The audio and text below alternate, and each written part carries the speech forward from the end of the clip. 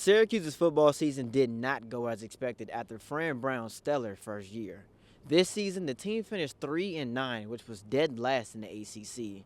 The team faced multiple injuries on both sides of the ball, including quarterback Steve Angeli, who went down with a torn Achilles after their win in Death Valley.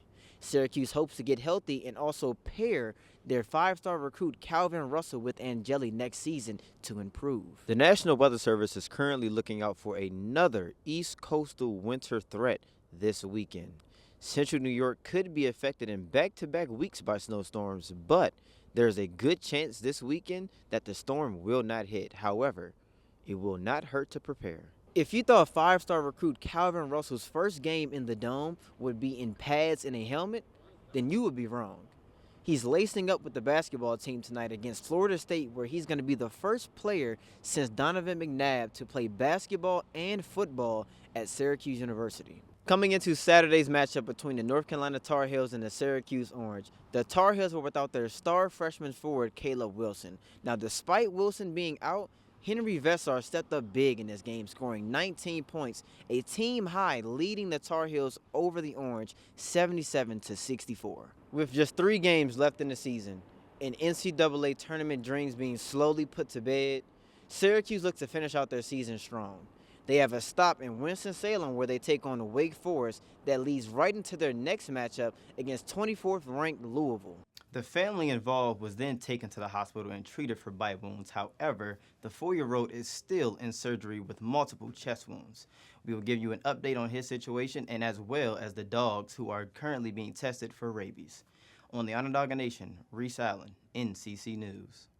Good afternoon, Rece Allen here with your Syracuse Sports Update, where we will recap the sports this weekend. Syracuse fans had a weekend filled with ups and downs, and we have a lot to get through, so let's jump right into it. Let's start with the lowest moment of the weekend for Syracuse fans.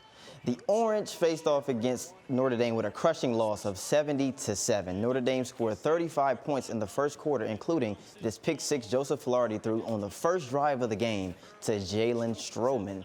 The Orange are punting the ball deep in their own territory, and it gets blocked and tipped into a return for a touchdown for the Irishmen, 14-0 already. 3rd and 5 here, Filardi throws another interception for a touchdown. 21 points for Notre Dame with no offensive snaps so far in this game. On their second snap on offense, their guy, Jeremiah Love, takes it 45 yards for another touchdown as they just continue to pour it on Syracuse. This is Syracuse's 7th straight loss in a row. Their last win was 2 months ago to the Clemson game where they had beat the Tigers in Death Valley 34-21.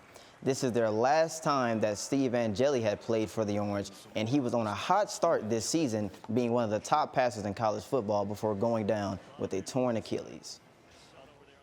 Let's take a trip out to Las Vegas, where Syracuse faced off against number 3 ranked Houston in the Players Era Tournament without Donnie Freeman. Syracuse up early on defense and starts out with a steal from J.J. Starling and a pass to Kyan Anthony for a dunk, showing off for the fam in the front row.